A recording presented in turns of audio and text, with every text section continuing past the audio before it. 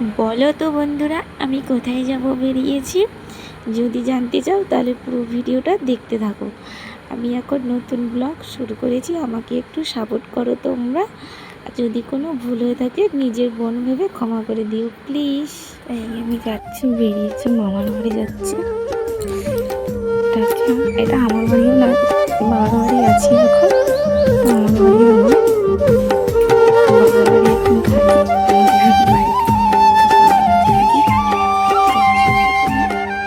যেতে যেতে তোমাদের সাথে কথা হবে। বললাম কেন বলো তো, যে এটা আমার বাড়িও নয়, বাবার বাড়িতে থাকি। কারণ মেয়েদের কখনো নিজের বাড়ি তো ছাড়ো, এসব কথা বলে এখন লাভ নেই। তো তোমরা দেখতে থাকো। আমি যাচ্ছি এখন আমার মামার বাড়িতে, সেটা তো তোমরা জেনেই নিয়েছো, বলে দিয়েছি।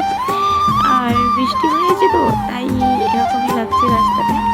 আমি যাচ্ছি কারণ আমার মামাকে দেখতে আসছে, তাই আমি যাচ্ছি মামার বাড়িতে।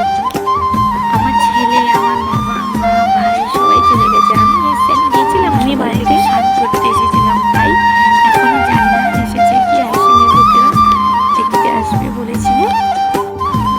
ওই সামনে চলে গেলে, আর একটু সামনে গেলে আমার মামার বাড়িতে, তাই জন্য যাচ্ছি। আর একটু গেলে, বেশিটা নয়। আমি দেখাচ্ছি, দাঁড়াও তোমাদের।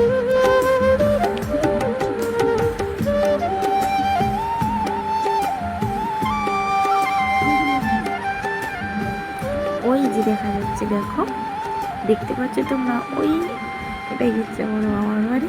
তো আমি যাচ্ছি এখন।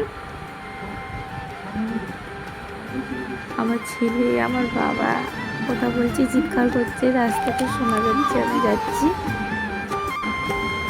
এইটা হচ্ছে আমার মামাদের বাড়ি, এইটা হচ্ছে মামাদের পুজো দেয় মনসা ঠাকুর।